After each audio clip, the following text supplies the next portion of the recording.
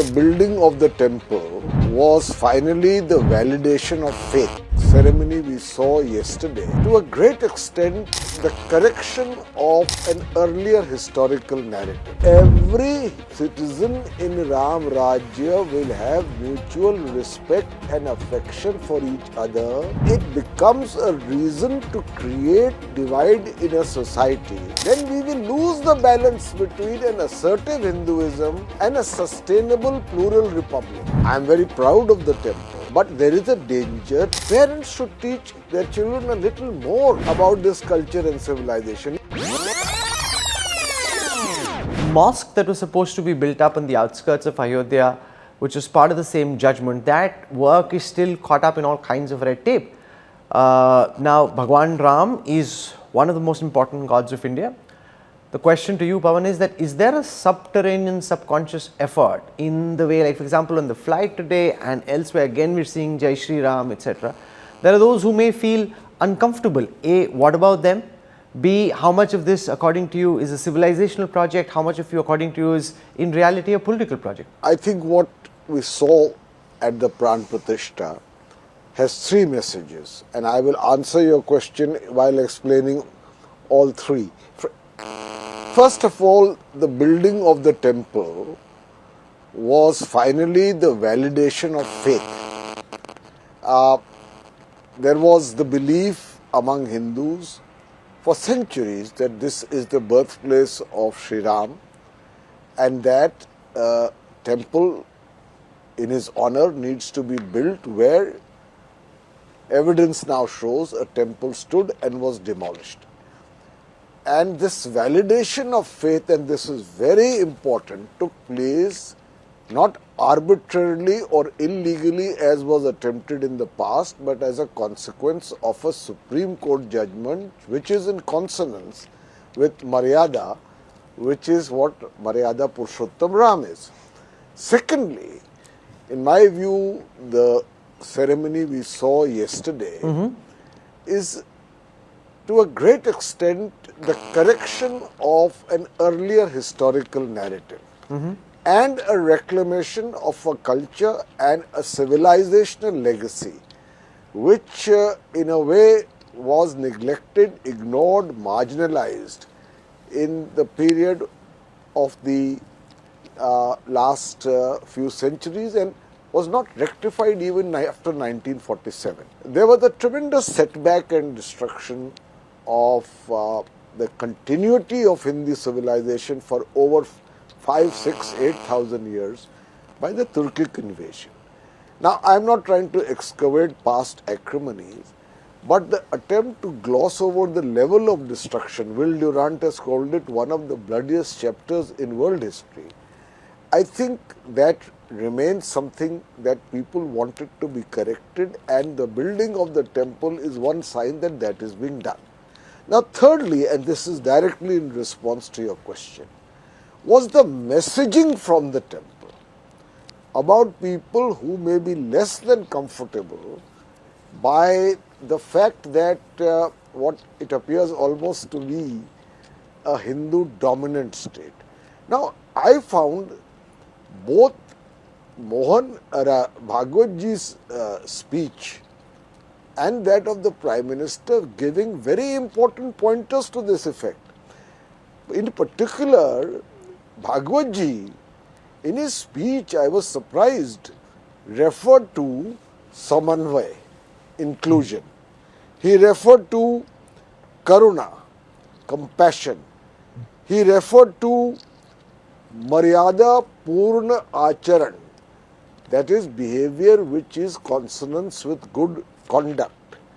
He mentioned that there is importance of Anushasan, discipline, don't take the law into your own hands.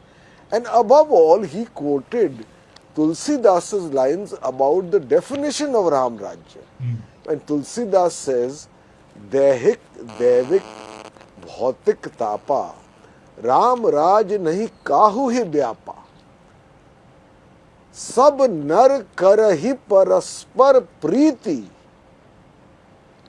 Every citizen in Ram Rajya will have mutual respect and affection for each other, and that religious, physical or material afflictions will cease to exist. So, Ram Rajya in that sense was not a religious concept, but a idea of an ideal state, and this was quoted by Mohan Bhagwat ji. Have we unleashed a genie of Hindu triumphalism, which is then difficult to repress? The Prime Minister said the right things, Yogi Adityanath was on point, Mohanji Bhagwat pressed all the right buttons, but are people listening? I was at the Ghats of the river Saryu during the fireworks display when the Deep Mahotsav was happening. At that moment at least, there was a great sense of Hindu triumphalism. Now maybe it's just in the moment, but the fact also is similar scenes were seen in other parts of the country. Now what if you're a Muslim on a flight where everyone is shouting Jai Shri Ram, I was on a flight with Baba Bageshwar, he started doing the Hanuman Chalisa ka part, everybody else joined in. Now what if you're a Muslim on that flight?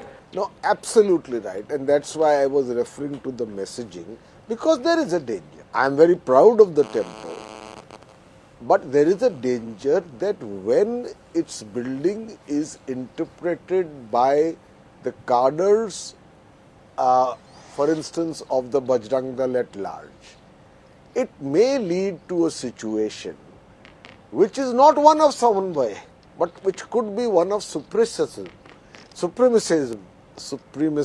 yes, where it becomes one of a division rather than unification, because Sri Ram is Nirgun Brahm. He is defined specifically by Tulsidas and Valmiki as Nirgun Brahm, which is in you, which is in me, which is a pervasive cosmic consciousness. But if this is not understood and it becomes a reason to create divide in a society, then we will lose the balance between an assertive Hinduism and a sustainable plural republic. What's your advice to parents at this moment? Bringing up young children in times different from the times in which they were brought up? The desire to learn about your culture, your history is not just now something that's good to know, it's almost like an imperative. Parents today of any denomination should be proud of Indian civilization. It is one of the oldest civilizations of the world, which has seen antiquity, continuity, assimilation, diversity and peaks of refinement.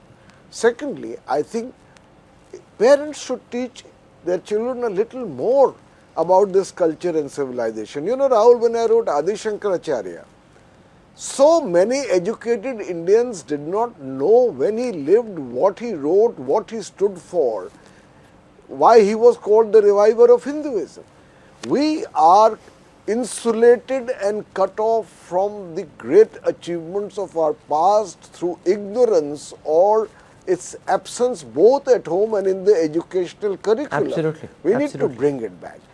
Parents should also tell their children that in the name of the great unifier, whether it is Sri Ram or if it's Shiv, who is just pervasive consciousness, or any other deity in India, they are all reflections of that Nirgun Brahm, which is in everyone. That, as validated by science now, should imbibe their view of how we build a society which is harmonious. Because I believe one thing is very important. You know, a harmonious society has a direct link with good governance and economic growth.